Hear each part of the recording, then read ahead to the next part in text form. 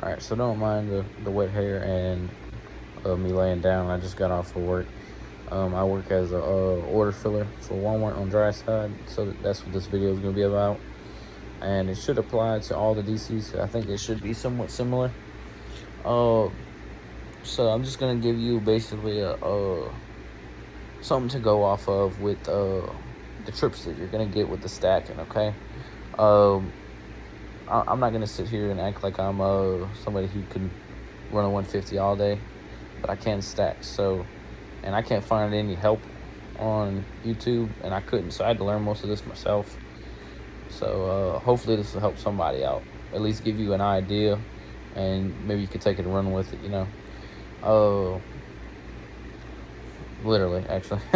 But so starting with the first trip that you're gonna get, probably. Like I said, I think they all should be similar, all the Walmart DCs. It's going to be dog food, okay? So it's going to be C through E. Basically what that means is it's dog food, and it should go all the way to paper, which is toilet paper, stuff like that. You probably won't get too much toilet paper on it because it'll be at the top. So starting immediately when you get in the aisle, and also, I'm going to say, I'm not going to tell you every obvious thing. I'm not going to tell you the ties unless it just comes in what I'm saying and stuff like that, because your trainer should be telling you that. I'm going to tell you the stuff that they're probably not going to tell you, and that'll help you out and hopefully help you run a little faster too. But mostly stack better. So yeah, so getting right into C, you're going to get the big bags, 3-time. So you're probably immediately you're going to notice some bags are thicker, thinner, and longer than others. So right when you get in, you get these old Roys that are thicker, a little bit shorter. So you're going to put them 2 in the back. You got 2 and then 1 in the front, laying down. You can column stack these, but don't go any more than 3 high, because it's probably going to lean out anyways.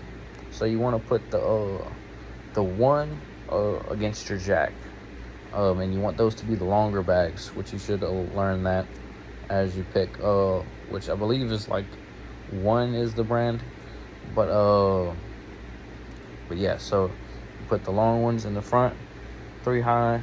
You put the thick ones in the back, 3 high, 2 of them, and then you even your surface out with the 4-tie. And you can manipulate these bags a little bit. Like if you gotta punch it or shake it a little bit, try your best to make it flat. But if you can't, it's not the end of the world. Where it should be leaning, it might lean out a little bit in your front, but that's okay, because that's why I told you to do that, because your jack's gonna hold it a little bit. So, but the most important thing is whenever you get to the 5-tie, that you tie it in really well, and do not column stack it until it is flat and you're confident in it. Now, once you get it flat and you're confident in it, which hopefully you can get it after 1 layer, 2 layers of the 5-tie, then you can start stacking them 3 high, and just follow the tie and go 3 high. And then what I like to do is I go 2 high the next one, and then usually 1 high, and swap up the tie every time. That way it ties it in a little bit, and obviously cardboard helps. I'm not going to tell you when to do that. That's completely up to you. But I would at least use 2 if you got it. But the way I'm telling you, for most of these, you probably can get by without cardboard, but obviously cardboard helps. So yeah, and then if you can, once you get to the 7-tie, which is smaller bags, stack those in 3s too, depending on where your pallet's at. Like if it's not too high or whatever, I'm gonna leave that up to your judgment, obviously. But yeah, stack those 3 high, and then if you happen to have gaps, you can put the dog food sideways. Just pat it down a little bit, and it'll be flat with it. And the other thing you can do is, if you don't finish the layer, like if you don't have enough to finish the layer, which always you want to if you can, but if you can't, sometimes you just don't get enough. They should match pretty well with the coming up. I don't know if it's dog food or catnip, whatever that is, the other shape stuff. And yeah, it should match with those 3 high. The little bit shorter ones, I think it's 2 high.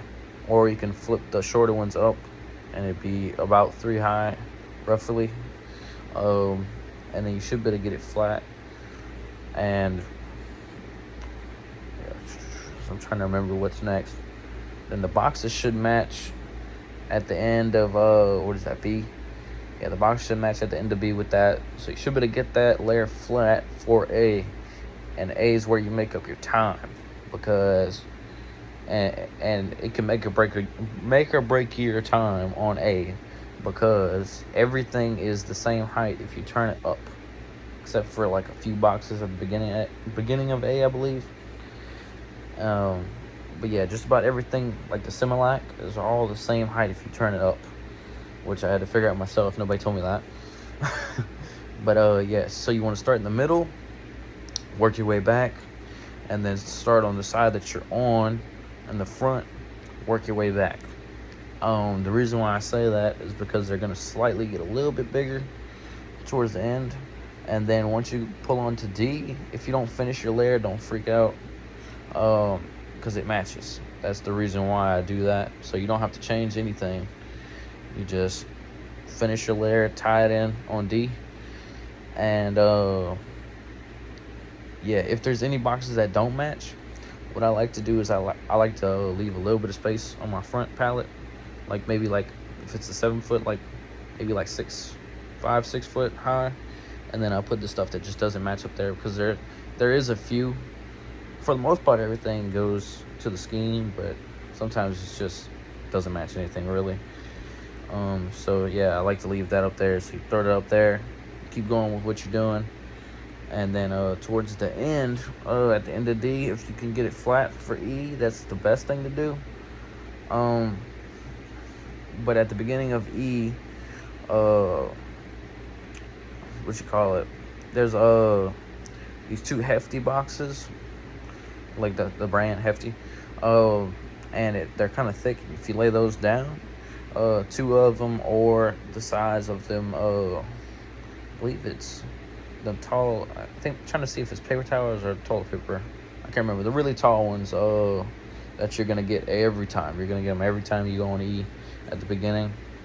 So, yeah, so those match those. And then also, you're going to get these little, like, skinny cup boxes that are really long.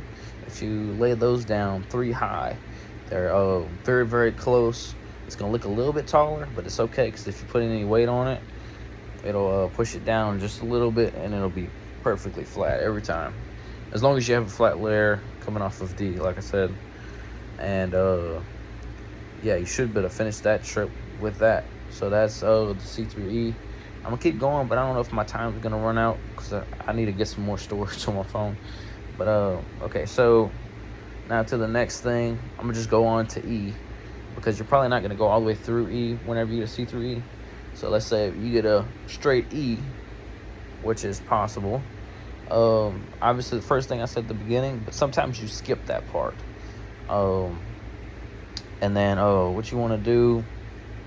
Let's just skip towards the end of the first breezeway. There's some boxes there. I can't remember the name of them. I'm not sure, my phone just cut out or what. But yeah, it's like these I'm trying to remember what it is. I think it's like some tissue or something like that, and it actually matches 2 toilet papers high. And there's these tall toilet papers that come, like 4 of them, I think.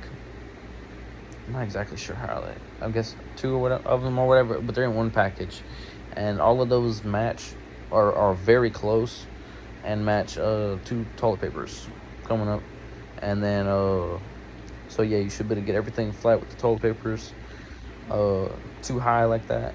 And what you do is you just grab like whatever you're comfortable with, like 2, the intervals of 2, so you can grab like 4 or 6, and then just put them in the tie that you see fit, which I like to do 4 rows of what that would be 4.